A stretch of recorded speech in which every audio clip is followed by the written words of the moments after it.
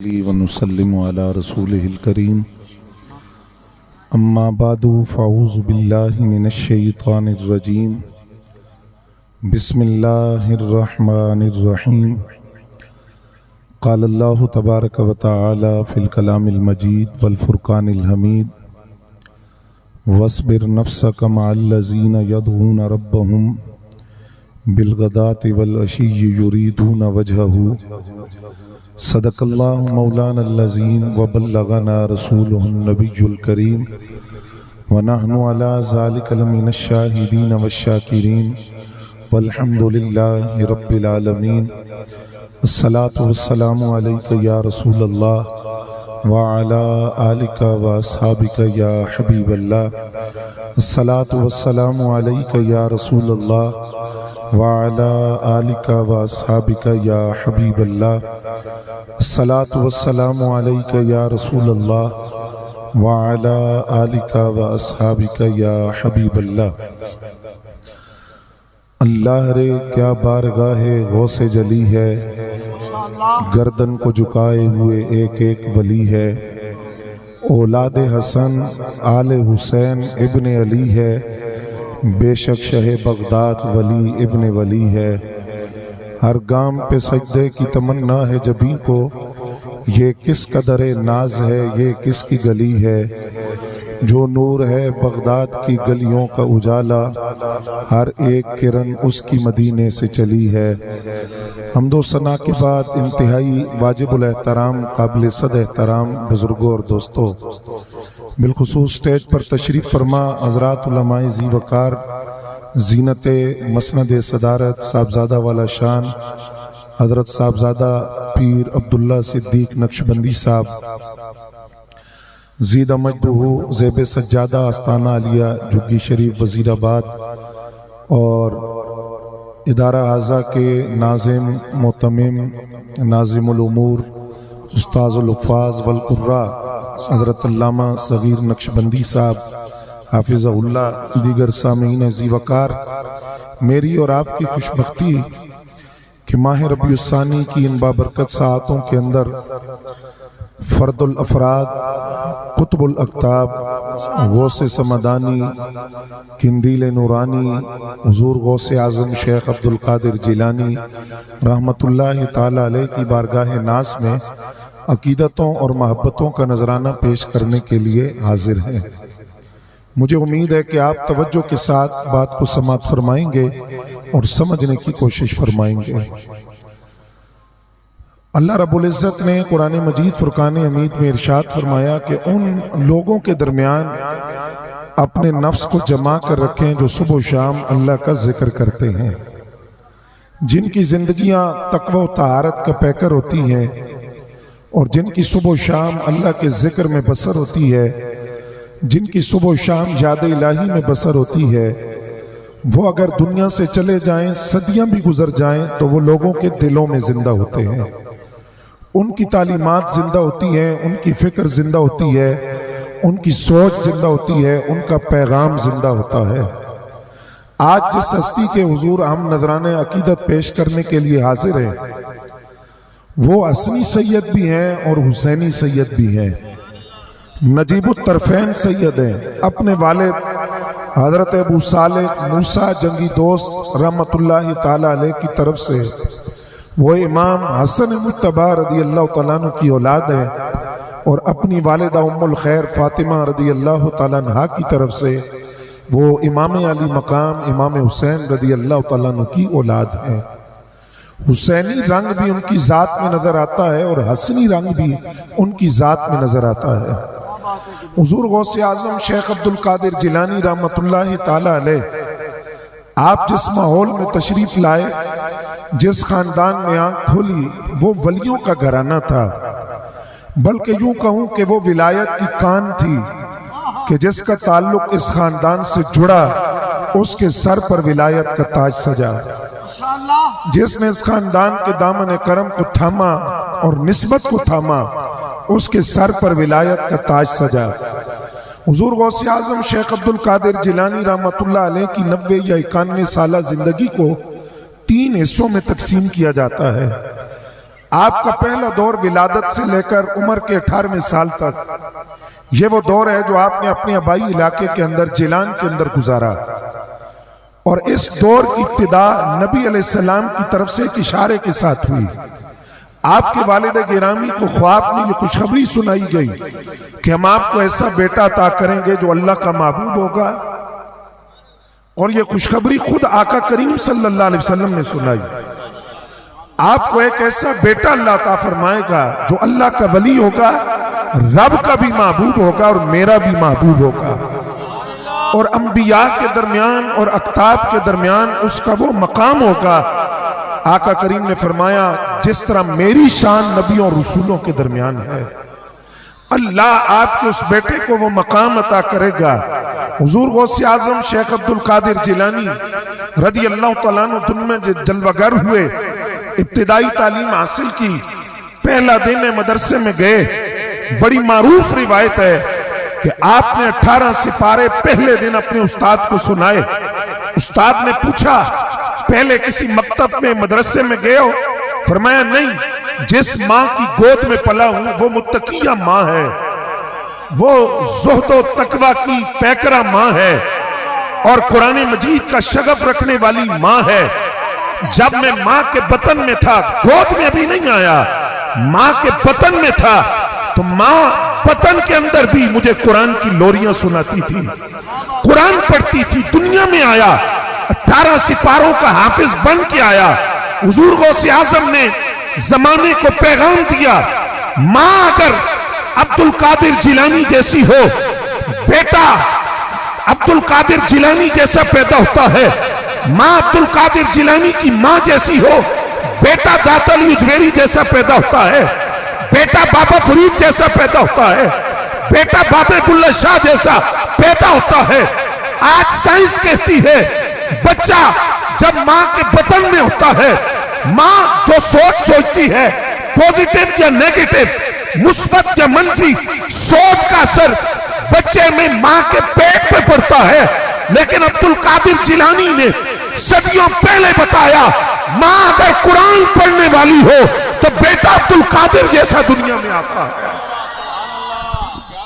نعرہ تکبیر، نعرہ رسالت، نعرہ تحقیق، نعرہ حیدری، نعرہ غوثیہ، نعرہ غوثیہ، علماء اہل سنت۔ میں چاہتا ہوں کہ آپ کی پوری زندگی کے خلاصہ آپ کے سامنے رکھیں۔ فرماتے عمر 18 سال ہوئی، 18 سال اپنے آبائی وطن کے اندر گزارے، ایران کا علاقہ جیلان۔ 18 سال کی عمر کے اندر فرماتے ایک دن میں ایک بیل کے پیچھے جا رہا ہوں، چوپائے کے پیچھے، تو اس چوپائے نے پلٹ کر مجھ سے کہا ماں لہٰذا کو لکھتا، عبد القادر تجھے اس کام کے لیے پیدا کیا گیا ہے۔ آپ فرماتے میں نے یہ جملہ سنا، گھر پلٹ کر آیا، گھر کی چھت پہ چڑھا تو ایران میں کھڑے ہو کر میدان عرفات کا منظر دیکھا، لاکھوں حاجی وہاں جمع ہیں۔ اگر رب کے ولی کی نگاہ کا طاقت کا عالم یہ ہے تو نبی کی نگاہ کی طاقت کا عالم کون اندازہ کون کر سکتا ہے؟ فرماتے میں گھر کی چھت سے اترا، ماں کے پاس آیا، ماں سے کہا میں نے یہ خواب دیکھا ہے، یہ غیبی اشارہ ہے کہ میں دین سیکھوں۔ آج جلسہ دستار فضیلت بھی ہے، میں دین سیکھوں، دین پڑھوں۔ ماں نے یہ نہیں کہا عبد القادر تو اگر دین سیکھنے کے لیے جائے گا تو گھر میں کما کے کون لائے گا، راشن کا انتظام کون کرے گا، گھر کا نظام کیسے چلے گا؟ ماں نے اپنا بیٹا دین کے لیے قربان کیا، انعام کیا ملا؟ آج صدیاں گزر گئی ہیں، جب بھی ذکر عبد القادر جیلانی کا ہوتا ہے ساتھ ماں کا ذکر ضرور ہوتا ہے، کیونکہ ماں نے بیٹا دین کے راستے میں قربان کیا۔ کہا کدھر جاؤ گے؟ بغداد جو علم و روحانیت کا مرکز ہے، بغداد جاؤں گا۔ ماں نے کہا پھر 2 تاکیدیں کر رہی ہوں، 2 وصیتیں ہیں۔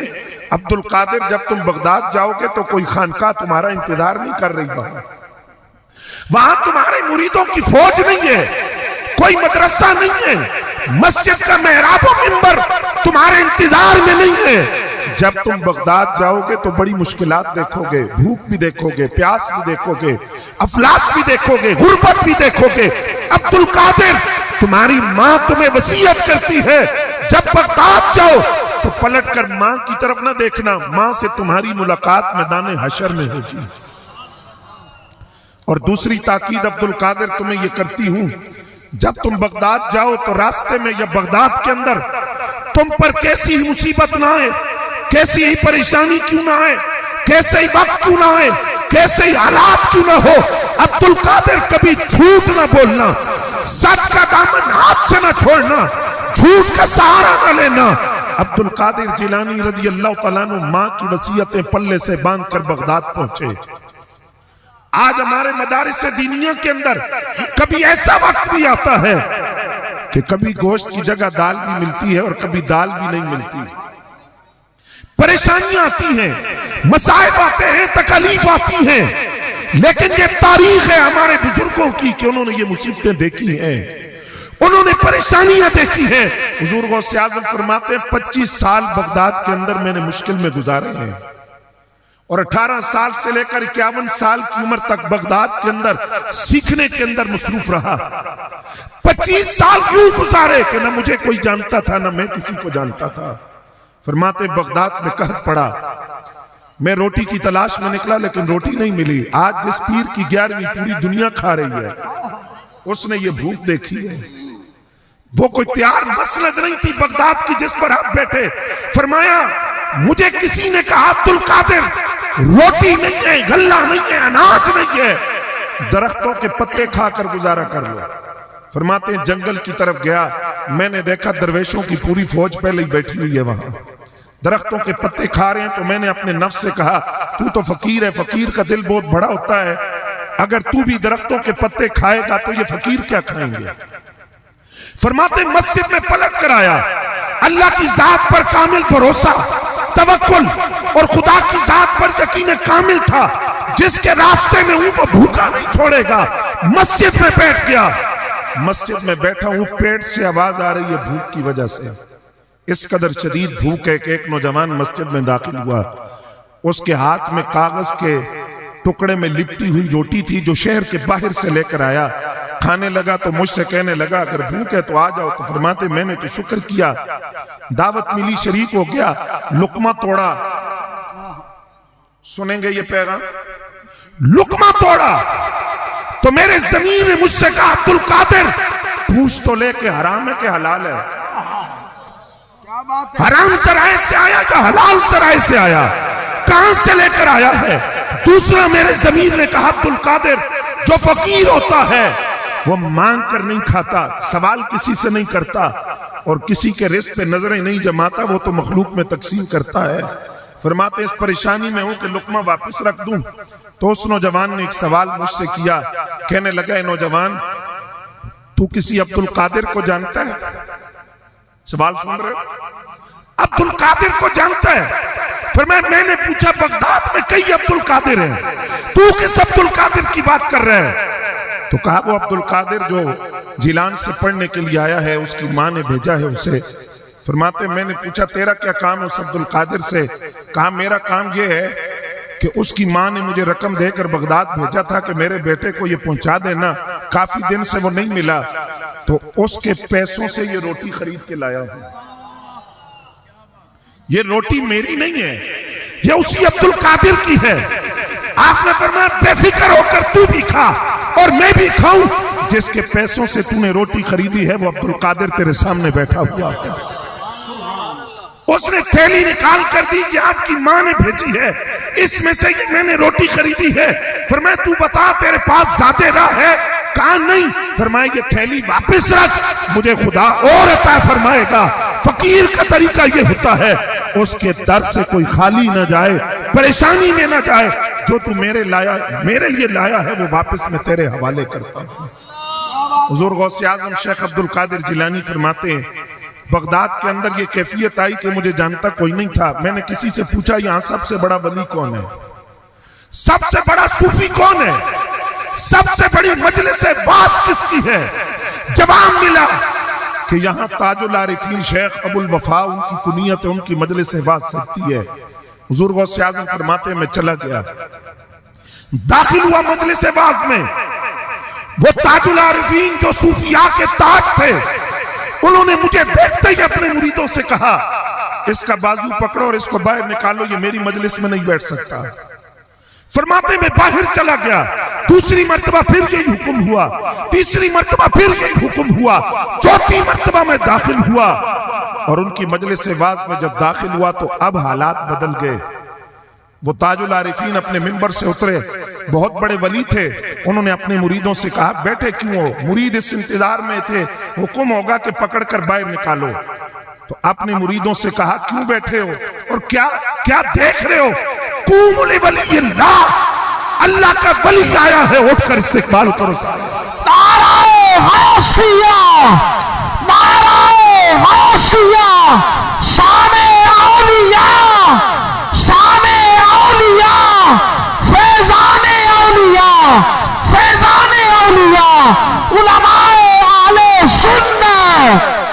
حضور غوث اعظم شیخ عبد القادر جیلانی فرماتے ہیں حضور تاج العارفین منبر سے نیچے اترے، مجھے سینے سے لگایا، پیشانی پہ بوسہ دیا اور بوسہ دے کر کہا عبد القادر آج میرا مرغ بول رہا ہے، کل تیرا مرغ بولے گا، اور جب تیرا مرغ بولے گا قیامت تک بولتا رہے گا، وہ چپ نہیں کرے گا۔ جب تیرا مرغ بولے گا تو اس بوڑھے کو اپنی دعاؤں میں یاد رکھنا، اس بوڑھے کو بھول نہ جانا۔ حضور غوث اعظم اس شعر کے اندر اسی کی طرف اشارہ کرتے ہیں، افلت شموس الاولین وشمسنا ابدا علی افق العلا لا تغرب، پہلوں کے سورج چڑھے، چڑھ کے ڈوب کے عبد القادر جیلانی کی ولایت کا آفتاب طلوع ہوا ہے تو قیامت تک چمکتا رہے گا اور نور بڑھتا رہے گا۔ سبحان اللہ، اللہ یا رسول اللہ، یا اللہ، یا غوث اعظم دستگیر۔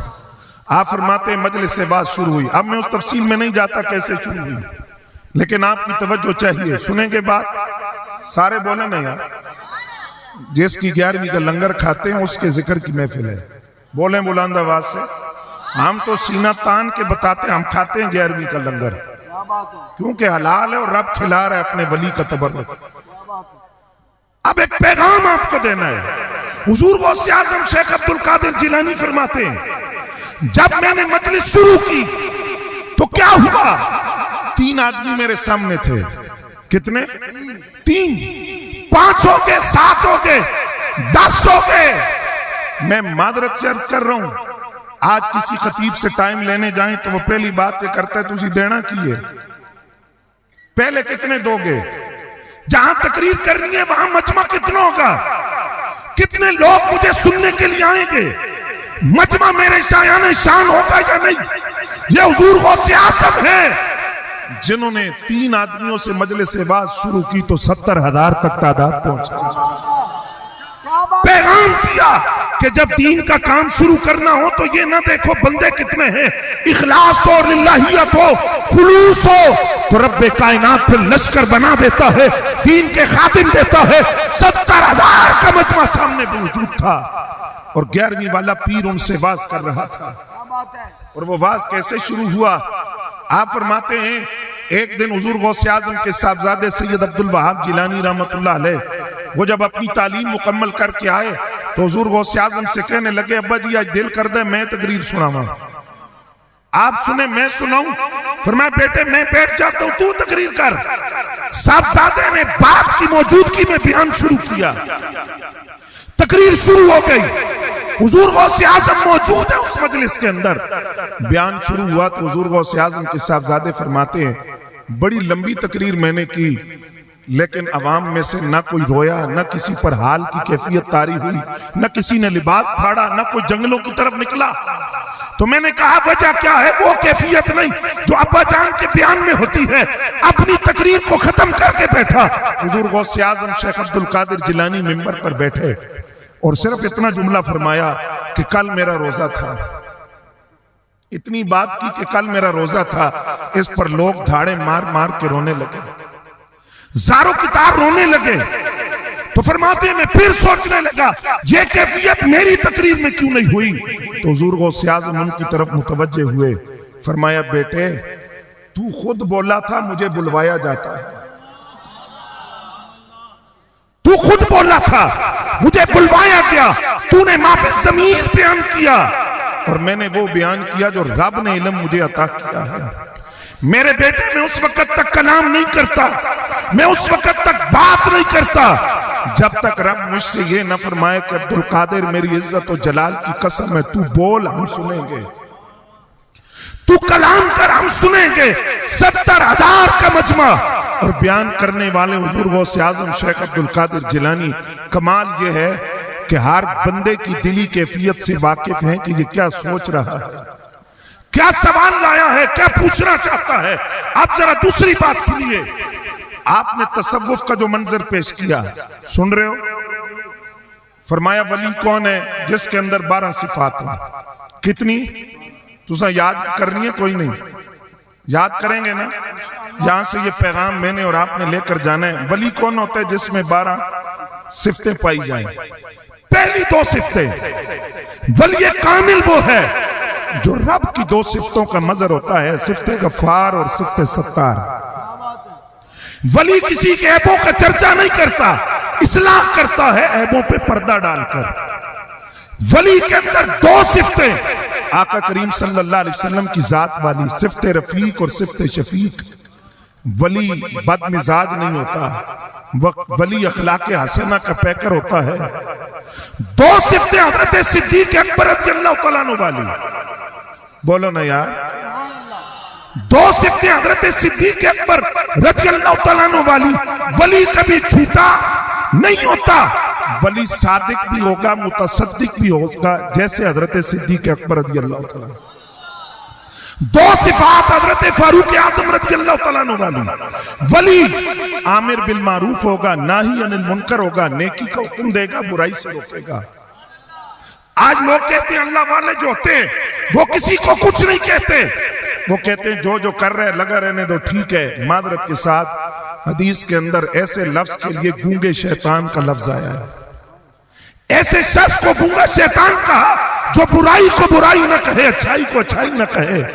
اور 2 صفات حضرت عثمان ذو النورین والی، رات جاگ کر گزارتا ہوگا، اللہ کی مخلوق کو کھانا کھلاتا ہوگا۔ 2 صفات مولا علی والی، وہ علم کا پیکر ہوگا اور ولی کبھی بزدل نہیں ہو سکتا، ولی جرت والا ہوگا، ولی بہادر ہوگا، ولی شجاع ہوگا۔ جیسے حضرت امیر المجاہدین تھے جنہوں نے پورے عالم کفر پہ لرزہ طاری کیا تھا۔ ولی بہادر ہوتا ہے، جرت والا ہوتا ہے، 12 صفتیں اس کی ذات میں پائی جائیں تو تب وہ ولی کہلانے کا حقدار ہوتا ہے۔ کمال کی بات یہ ہے کہ یہ 12 کی 12 صفتیں حضور غوث اعظم کی ذات میں پائی جاتی ہیں۔ وقت کا حکمران عوام پر ٹیکس لگا کر ناجائز ٹیکس کا پیسہ وصول کر کے آپ کے پاس نذرانہ لے کر آیا، کیا کیا؟ آج کئی درباری ملا ہیں یا نہیں؟ بولے نا، غلط کے وہ بھی غلط کہنے کی جرت نہیں، صحیح کو صحیح کہنے کی جرت نہیں۔ آپ کے پاس اشرفیوں کی تھیلی لایا، تحفہ ہے، آپ نے اس کو پکڑ کر پوری طاقت سے نچوڑا تو خون کے قطرے ٹپکے۔ فرمایا عوام پر ظلم کرتے ہو، ان کا خون پیتے ہو اور پھر عبدالقادر کو تحفے دینے کے لیے لاتے ہو، تمہاری نسبت کا حیا نہ ہوتا تو یہ خون تمہارے محلات کے دروازے پار کر جاتا۔ تو تم کس کا مقابلہ کر رہے ہو؟ اسلم الظالمین ہو کر ارحم الراحمین کا مقابلہ کر رہے ہو۔ حضور غوث اعظم جرت والے تھے، بہادر تھے، عالم تھے، عامر بالمعروف تھے، ناہی عن المنکر تھے۔ رب نے یہ ساری شانیں آپ کو عطا فرمائی۔ آپ فرماتے ہیں لولا لجام الشریعت علی لسانی، اگر میری زبان پر شریعت کی لگام نہ ہوتی، سن رہے ہیں؟ تھک تو نہیں گئے؟ اگر میری زبان پر شریعت کی لگام نہ ہوتی تو کیا ہوتا؟ فرماتے ہیں مجھے شریعت نے منع کیا ہے، پابند کیا ہے، اگر یہ لگام نہ ہوتی تو لَأَخْبَرْتُكُمْ بِمَا تَأْكُلُونَ، میں تمہیں بتاتا گھروں میں کھا کے کیا آتے ہو۔ وَمَا تَتَّقِرُونَ فِي بُيُوتِكُمْ، تم اپنے گھروں میں جمع کیا کرتے ہو؟ أَنْتُمْ بَيْنَ يَدَيَّ كَالْقَوَارِيرِ، تم میرے سامنے آئینے کی طرح ہو۔ یُرَا مَا فِي بَوَاطِنِكُمْ وَمَا فِي ظَوَاهِرِكُمْ، لوگوں میں تمہارا ظاہر بھی دیکھتا ہوں، باطن بھی دیکھتا ہوں، میں تمہارا ظاہر بھی دیکھتا ہوں، باطن بھی دیکھتا ہوں۔ اور یہی 11ویں والا پیر آج پیغام دے رہا ہے کہ ولی کامل کسی بھی مقام پر ہو، شریعت پہلے ہوتی ہے، طریقت بعد میں ہوتی ہے، رب کا حکم پہلے ہوتا ہے، ولایت بعد میں ہوتی ہے۔ فرمایا مجھے شریعت نے پابند کیا ہے، ورنہ طاقت ہے میری نگاہوں کے اندر، شریعت نے پابند کیا ہے اور میں شریعت کا پابند ہوں، ورنہ تمہیں بتاتا ہوں۔ ایک اور مقام پر قصیدہ غوثیہ میں کہا، نظر تو الی بلاد اللہ جمعاً، میں اللہ کے سارے شہروں کو یوں دیکھتا ہوں جس طرح میں ہاتھ کی ہتھیلی پر رائی کا دانہ دیکھتا ہوں۔ بولے نا سبحان اللہ۔ اس کا مطلب کیا ہوا؟ فرمایا میں اللہ کے سارے شہروں کو، کائنات کی ابتدا کو، انتہا کو، وسعت کو جانتا ہوں، اور میں جانتا ہوں کائنات کی انتہا کیا ہے۔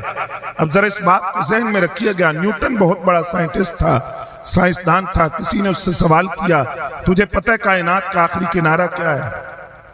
اس نے کہا ہماری سائنس نے ترقی کی ہے، ہم نے ایک نور کی کہکشاں، ایک گلیکسی دریافت کی ہے، کروڑوں سال کے فاصلے پر ہے۔ کہا وہ زمین کا آخری کنارہ ہے؟ کہا نہیں۔ کبھی دریافت کر لو گے زمین کا آخری کنارہ؟ کہتا ہے اگر 10 لاکھ سال بھی لگے رہے ہم کوئی ایسا سائنسی آلہ نہیں بنا سکتے جس سے ہم پتہ کریں کہ زمین کا آخری کنارہ کیا ہے۔ نیوٹن نہیں جانتا، 11ویں والا پیر جانتا ہے۔ 11ویں والے پیر کا اعلان ہے، نظر تو الی بلاد اللہ جمعاً کخرطلۃ علی حکم اتصال، اعلان ہے 11ویں والے پیر کا۔ سنیو تو سوال آپ سے کرتا ہوں، اگر 11ویں والے غوث اعظم کی نگاہ کا عالم یہ ہے تو 12ویں والے رسول اعظم کی نگاہ کا عالم کیا ہے؟ نعرہ تکبیر، نعرہ رسالت، رسالت، سیدی مرشدی، سیدی مرشدی، علماء اہل سنت، علماء اہل سنت، علماء اہل سنت، جانشین صدیق ملت اسلامیہ۔ توجہ ہے حضرات، رسول اعظم کا مقام کہاں اور غوث اعظم کا مقام کہاں؟ اگر غوث اعظم کی نگاہ کا عالم یہ ہے، رسول اعظم کی نگاہ کا عالم کیا ہوگا؟ اگر آپ کا ذوق ہو تو میں اس کی تھوڑی تفصیل عرض کر دیتا ہوں۔ ایک ہے عام بندہ، اور یہ بیان کون کر رہا ہے؟ بایزید بسطامی رضی اللہ تعالیٰ عنہ، اور ان کا تعارف یہ ہے کہ ان کی قبر پر جو سوالی بن کے جاتے ہیں ان سوالیوں میں ایک داتا علی حجویری بھی ہے۔ بایزید بسطامی کا مقام کیا ہے کہ سید الطائفہ آسمان تصوف کے نیر تابع حضرت جنید بغدادی رضی اللہ تعالیٰ عنہ فرماتے ہیں اگر مجھ سے بایزید کا مقام پوچھو تو بایزید کا مقام ولیوں کی مجلس میں وہی ہے جو فرشتوں کی مجلس میں جبریل کا مقام ہے۔ ان سے سوال ہوا مقام نبوت کیا ہے، رسالت کیا ہے؟ فرمایا سن، ایک ہے عام بندہ، عام بندے سے آگے بندہ مومن، بندہ مومن سے آگے نیک مومن، نیک مومن سے آگے شہید، شہید سے آگے مجتہد، مجتہد سے آگے اوتاد، اوتاد سے آگے ابدال، ابدال سے آگے کتب، کتب سے آگے غوث، غوث سے آگے غوث اعظم، اور غوث اعظم سے آگے تابی، تابی سے آگے صحابہ، صحابہ میں بیت رضوان والے افضل۔ یہ لفظ آپ بولیں، میں عقیدہ آپ کی زبان سے کہلوانا چاہتا ہوں، میں عقیدہ آپ کی زبان سے سننا چاہتا ہوں۔ صحابہ میں بیت رضوان والے افضل، بیت رضوان والوں سے احد والے صحابہ افضل، احد والوں سے بدری صحابہ افضل، بدری صحابہ سے عشرہ مبشرہ افضل، عشرہ مبشرہ سے چاروں یار افضل، اور چاروں یاروں میں بدر کے ساتھی، احد کے ساتھی، مدینہ کے بازاروں کے ساتھی، مکہ کے کوثاروں کے ساتھی، خلوت کے ساتھی، جلوت کے ساتھی، غار کے ساتھی، مزار کے ساتھی حضرت صدیق اکبر پوری جماعت صحابہ پر فضیلت رکھتے ہیں۔ کیا بات ہے؟ افضل البشر بعد الانبیاء، چند بے وقوف نہ مانے تو ان کی مرضی، اجماعی عقیدہ صدیوں سے کہ افضل البشر بعد الانبیاء حضرت صدیق اکبر رضی اللہ تعالیٰ، اور جہاں مقام صدیق کی انتہا ہے اس سے آگے مقام نبوت شروع ہوتا ہے، مقام نبوت سے آگے مقام رسالت، اور رسولوں کے اندر اولو العزم رسول افضل ہیں، اور اولو العزم رسولوں کا پھر ایک ہی امام ہے جسے نبوت کا بدر کمال اور آمنہ کا لال کہا جاتا ہے۔ اگر غوث اعظم کی نگاہ کا عالم یہ ہے تو رسول اعظم کی نگاہ کا عالم کیا ہے؟ حضور غوث اعظم شیخ عبد القادر جیلانی رحمت اللہ تعالی علیہ غریب پرور تھے۔ کیا تھے؟ غریب پرور، سخی تھے۔ اور آج جو 11ویں ہے، 11ویں کا پس منظر بھی یہی ہے۔ آج ہم سے سوال ہوتا ہے جی 11ویں کیوں مناتے ہو؟ ہمارے اکثر دوستوں کو نہیں پتا، تو وہ مرزا جیلمی جیسے بند کوٹھڑی میں بیٹھ کے اردو کی کتابیں سامنے رکھ کے قرآن کی آیتیں غلط پڑھ کے نوجوانوں کو بہکا رہے ہیں۔ آپ اپنے علماء سے پوچھیں نا 11ویں کیا ہے؟ 11ویں آرام ہے جی، کیوں آرام ہے؟ 11ویں کی محفل ہے نا، بولیں کیا ہوا؟ تلاوت ہوئی، نعت ہوئی، بیان ہوا، سلام پڑھا جائے گا، دعا ہوگی۔ جنہوں نے اپنے سینوں میں قرآن محفوظ کیا ان کے سر پہ دستار رکھی جائے گی۔ تو چیلنج کرتا ہوں، بتاؤ کون سا عمل ان میں حرام ہے؟ اس کے بعد کھانا کھلایا جائے گا تو کھانا حرام ہے۔ تم شادیوں پہ نہیں کھلاتے، بیٹے کی بیٹی کی سالگرہ پہ نہیں کھلاتے۔ یہی تو 11ویں ہے، اسی کو 11ویں کہتے ہیں۔ بات اگر اس کی پس منظر کی ہو تو پھر سنیے، حضور غوث اعظم ہم سال بعد اپنے نبی کا میلاد مناتے ہیں، 11ویں والا پیر ہر مہینے مناتا تھا۔ اور آپ نے کیوں شروع کی؟ آپ فرماتے ہیں میں نے 300 اعمال کو الٹ پلٹ کر دیکھا، چھان بین کی، تحقیق کی کہ کون سا عمل ہے 300 اعمال میں سے جو اللہ کے زیادہ قریب کرتا ہے۔ آپ فرماتے ہیں مجھے یہ بات سمجھ آئی کہ اللہ کی مخلوق کو کھانا کھلانا رب کے قریب کر دیتا ہے۔ اس بنیاد پر یہ سلسلہ شروع ہوا، جو آتا خدا کی مخلوق میں تقسیم ہو جاتا، کھانا تقسیم کیا جاتا، یہاں تک کہ ماہ ربیع الثانی کے اندر آپ کا جو وصال ہوا وہ بھی ماہ ربیع الثانی کی بعد روایات کے مطابق 11 تاریخ کو ہوا۔ اور یہ دلیل ہے کہ وہ 11ویں رب کی بارگاہ میں کتنی مقبول ہوئی ہے، کتنی مقبول ہوئی ہے۔ تو یہ 11ویں کا پس منظر تھا، غریب پرور تھے۔ اور آپ کی غریب پروری کا ایک منظر یہ بھی آپ کو دکھاؤں اگر آپ جاگ رہے ہیں۔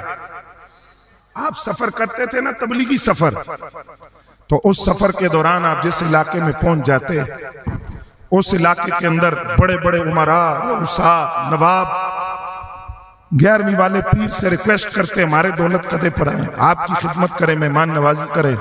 فرمایا سارے چھڈوئے، دسو سب تو غریب آدمی کھڑا ہے اس بستی کا، اس کا پتہ کرو، سب سے غریب آدمی کون ہے وہ بتاؤ۔ ایک بستی میں گئے، پتہ چلا ایک بوڑھا آدمی ہے، بوڑھی اس کی بیوی ہے، بیمار ہے، ایک چھوٹی بچی ہے، جھونپڑی میں رہتے ہیں۔ آپ نے فرمایا میں رات نہیں گزاروں گا، میں اس کا مہمان بنوں گا۔ اب ہو سکتا ہے ذہن میں سوال ہے، پہلے ہی غریب ہے، اوپر سے مہمان بنے، مہمان کیوں بنے؟ اس کی حکمت سنیے۔ جب لوگوں کو پتا چلا 11ویں والا پیر فلاں مقام پر ٹھہرا ہوا ہے، کوئی جانور لے کر نذرانے کے طور پہ آ رہا ہے، کوئی سونا لا رہا ہے، کوئی چاندی لا رہا ہے، کوئی کپڑے لا رہا ہے، کوئی غلہ، کوئی اجناس، ڈھیر لگ گیا نذرانے کا۔ غوث اعظم رخصت ہونے لگے تو میزبان کو بلا کر فرمایا تجھے پتہ ہے میرا کیا دستور ہے، کیا طریقہ ہے؟ کہا جی کیا؟ فرمایا میں جس کے گھر میں نذرانے وصول کرتا ہوں نا، اس گھر کا مالک ہی نذرانوں کا مالک ہوتا ہے۔ میں اس میں سے ایک پائی اپنے لیے نہیں رکھتا، لہذا یہ جو کچھ آیا ہے میں تیرے حوالے کرتا ہوں۔ اس بوڑھے کو سب کچھ دیا۔ 2 سال بعد حضور غوث اعظم کے صاحبزادے حضرت سید عبد الرزاق گیلانی رحمت اللہ علیہ وہاں سے گزرے بستی سے، تو پتہ کیا کہ امیر آدمی کون ہے بستی کا۔ وہ جب ملاقات ہوئی تو وہی بوڑھا، فرمایا تو یہ کیسے ہوا؟ اس نے کہا اسی رات کی برکت سے جس رات 11ویں والا پیر میرے گھر آیا تھا، اس رات کی برکت سے اللہ نے امارت دے دی، اسرت دے دی، آسانی دے دی، تنگی دور ہو گئی۔ غریب پرور تھے حضور غوث اعظم۔ اور پھر حضور غوث اعظم شیخ عبد القادر جیلانی نے اعلان کیا قدمی حاضی علی رقبت کل ولی اللہ، بولو نا سبحان اللہ، میرا یہ قدم ہر ولی کی گردن پہ ہے۔ اب سب سے پہلے یہ قدم کس نے اپنی گردن پہ رکھا؟ عالم کشف میں تو سارے ولیوں نے سنا، جو ظاہر میں سامنے موجود تھے ان میں سے سب سے پہلے آپ کے مرید خاص حضرت علی بن ہیتی رحمت اللہ تعالی علیہ، انہوں نے آپ کا قدم، ہیتی بھی کہتے ہیں، ہیتی بھی لفظ ہے، علماء ہیتی بھی بولتے ہیں، ہیتی بھی بولتے ہیں، ویسے لفظ ہیتی ہے. تو انہوں نے آپ کا قدم پکڑ کر اپنی گردن پہ فوراً رکھ لیا. سن رہے ہو؟ فوراً قدم پکڑ کر اپنی گردن پہ رکھا اور کہا میری گردن پہ بھی آپ کا قدم ہے. تو حضور غوث اعظم نے فرمایا تو جلدی بڑی کی تھی ہے، لیکن پہلا نمبر کوئی اور لے گیا ہے. کہا جی سامنے تو میں بیٹھا ہوں، سب سے پہلے قدم اٹھا کر میں نے گردن پہ رکھا، 70,000 کے مجمع میں سے، باقی بعد میں آئے، پہلے میں نے رکھا. فرمایا یہ اعلان پوری دنیا میں سنا گیا ہے، ہر ولی نے سنا ہے. تو نے جلدی بڑی کی ہے، لیکن تجھ سے پہلے خراسان کی پہاڑیوں میں ایک بیٹھا ہوا ہے.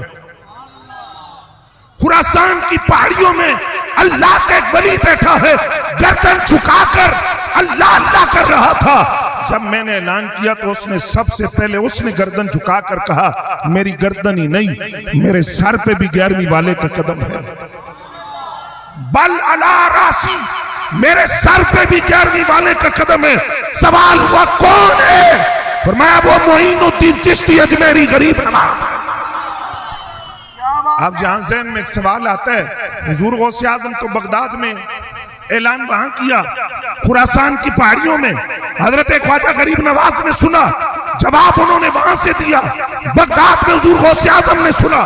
توجہ آپ کی چاہوں گا، ایک ولی بغداد سے بولے، دوسرا خراسان میں سنے، ایک خراسان سے بولے، دوسرا ولی بغداد میں سنے. غلام نبی پاکستان سے پکارے تو مدینے والا مدینے میں کیوں نہیں سن سکتا؟ نعرہ تکبیر، نعرہ رسالت، رسالت، رسالت. پتی پتی پھول پھول، پتی پتی پھول پھول. تاجدار ختم نبوت، تاجدار ختم نبوت، تاجدار ختم نبوت، علماء اہل سنت. بریلی کے تاجدار بولے، جانتے ہو اعلیٰ حضرت کو؟ بولو نا بلند آواز. جانتے ہو نا اعلیٰ حضرت کو؟ پتہ ہے کون ہے؟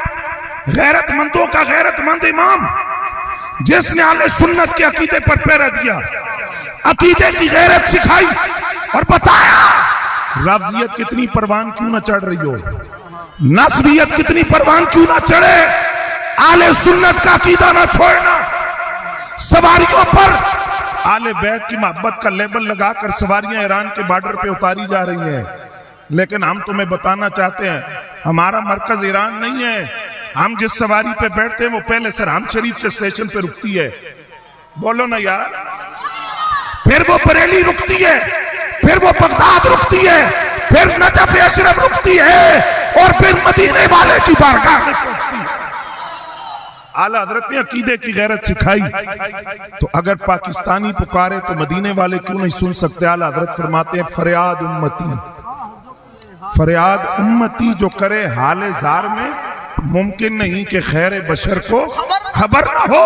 فرمایا پکارو تو صحیح نا، آہ تو کرو، کہیں سے بھی بولو گے وہ سنتے بھی ہیں اور دیکھتے بھی ہیں. حضرات گرامی قدر، حضور غوث اعظم شیخ عبد القادر جیلانی رحمت اللہ تعالی علیہ، آپ نے اخلاق حسنہ کا وہ منظر پیش کیا کہ دنیا دنگ ہے اور عقلیں حیرت میں ہیں. 40 سال مسلسل تبلیغ کی. کتنا عرصہ؟ 40 سال مسلسل واعظ و نصیحت تبلیغ، اور لقب پایا دین کو زندہ کرنے والا. محی دین کو زندہ کرنے والا. اخلاق آپ کے یہ ہیں. بغداد کے اندر ایک گویہ تھا، گانے گاتا تھا. حضور غوث اعظم نے اس کو پیغام بھیجا، فرمایا یہ شیطانی کام ہے، چھوڑ دے. باز نہیں آیا. سن رہے ہیں آپ؟ باز ہے؟ آپ تو ضروری سن رہے ہو، مجھے پتا ہے سن رہے ہیں. تو آپ نے پیغام بھیجا، فرمایا یہ شیطانی کام چھوڑ دے. اس نے کہا میری آواز بڑی سونی ہے تے عبد القادر نو میری آواز نال حسد ہے، چڑ ہے. آپ اصلاح کی کوشش کرتے رہے، لیکن عمر کا وہ حصہ آیا جہاں گلا ساتھ چھوڑ گیا، آواز خراب ہو گئی، آواز بگڑ گئی. بغداد کے چوک میں پڑا ہوتا تھا، کوئی پوچھتا بھی نہیں تھا، نہ کھانے کا پوچھتا، نہ پانی کا پوچھتا. غربت تھی، افلاس تھا، مفلسی تھی. لیکن 11ویں والا پیر ایک دن وہاں سے گزرا، آپ نے دیکھا، اپنے خادم کو کچھ رقم دے کر بھیجا، فرمایا یہ لے جا کر اس کو دے دو، بتانا نہیں کہ کس نے دی ہے، شرمندہ نہ ہو، پریشان نہ ہو، بتانا نہیں ہے کس نے دی ہے۔ رقم پہنچی، اس نے پہلا سوال یہ کیا کہ کس نے دی ہے، تو آپ نے خادم نے کہا جس نے دی ہے اس نے صرف، چپ کریں نا بیٹا،